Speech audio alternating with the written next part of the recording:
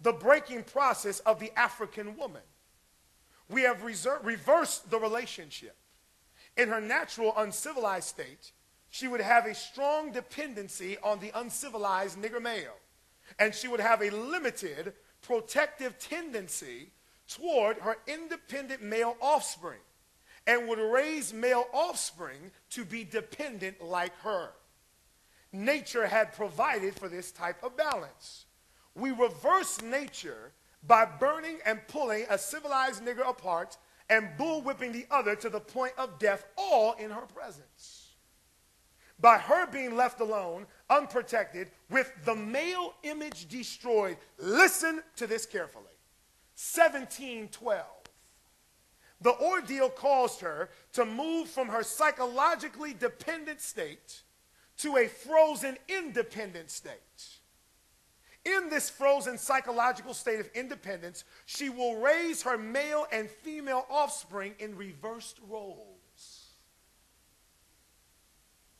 For fear of the young male's life, she will psychologically train him to be mentally weak and dependent, but physically strong. Because she has become psychologically independent, she will train her female offspring to be psychologically independent. What have you got? You've got the nigger woman out front and the nigger man behind and scared. I'm going to take a commercial break for a moment. You're going to see how this deals with emotional and verbal abuse. But don't ever utter these words out of your mouth. Anybody, black, white, yellow, blue, purple, does not matter what color or background you are. Don't ever let somebody say in your presence that we ought to get over slavery. Are you following me, church?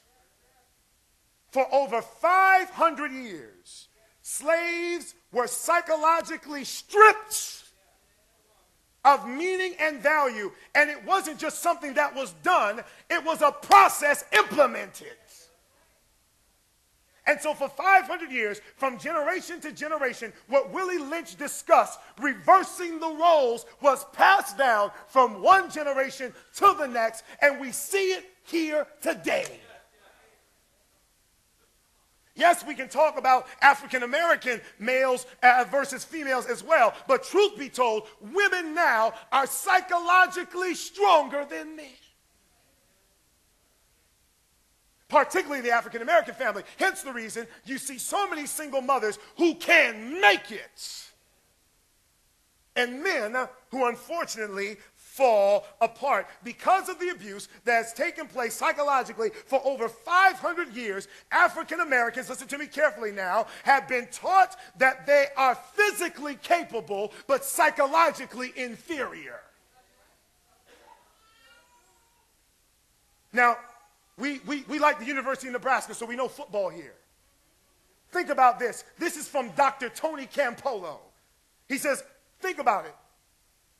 An African American can be the running back of the team and take all of the physical pounding, but not the quarterback.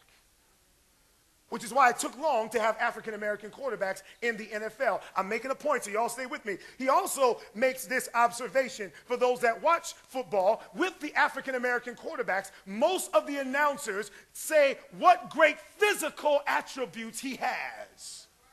He's a gifted athlete, Donovan McNabb. They are gifted athletes. Joe Montana, though, and Tom Brady can analyze the defense, though. Are y'all following this?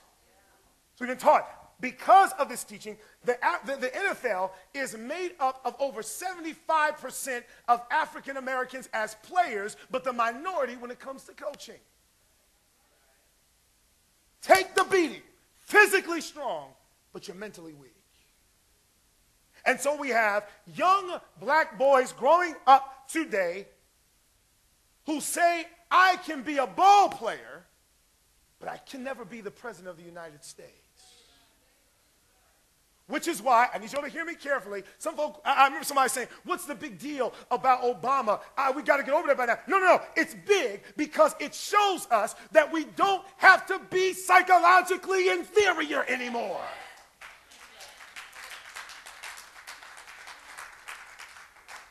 it says to us that if we allow God to help, that he will help us find, take back, and keep our righteous minds because we've lost them. The abuse has been taking place over and over for over 500 years. And the cycle has not stopped. So the real success of slavery, you're trying to say, Pastor, what on earth does this have to do? Why are you just throwing that in there? The success of slavery was the ability to weaken the minds of slaves so that they could be easily controlled. And it's the same thing with emotional and verbal abuse. Weaken the mind of the one you're abusing so you can have control. So this is what blew my mind. In other words, emotional and physical abuse, or just emotional rather, and verbal abuse is modern day slavery. And that doesn't have a color. And honestly, it doesn't even have a gender either. Are you with me today, church? The reason why people who are physically abused continue returning to that abusive relationship is because of what the abuser has done to their mind first. Strip them of self-worth and self-value so that they feel that they are worth nothing and that they're happy at least somebody will take them.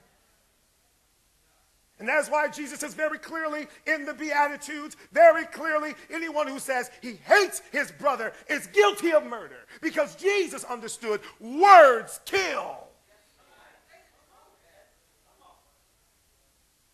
Matter of fact, they did a study as well on the difference between the male and female brain. And it is said that the female brain gravitates and holds and remembers words more than the male brain does.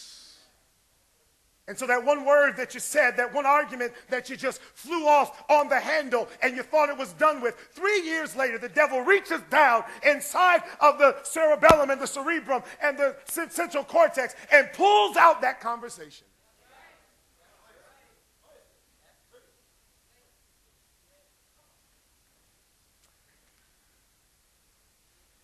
James 3:8 says, the tongue is unruly, who can tame it? Words kill, hence one of the reasons we're going to spend our time on emotional abuse and verbal. If you're still with me, can you say amen? Amen.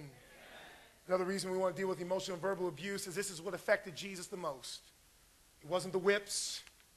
It wasn't the crown of thorns placed on his head. He could deal with that. It was him listening to the people whom he loved shout, if thou be the Son of God, then come down from the cross. It was, as Ellen White describes in Desire of Ages in the chapter Calvary, and it is finished, as he was there on the cross and not feeling the Father's presence. It was the words of the devil that said, your Father will not accept your sacrifice. That's what got to Jesus the most, because the devil said, if I can get to Jesus' head, I'll verbally abuse him. I'll emotionally abuse him to the point where he wants to give up. It starts there. And we got to get a handle on this thing because it's taking place here. It's taking place on that campus down the road. And the sad part is, some of us are in relationships that we don't even know are abusive because that's just been the norm for us. And there are some of us who are abusing who don't even know we're doing it. I want to open your eyes today. Is that all right, church?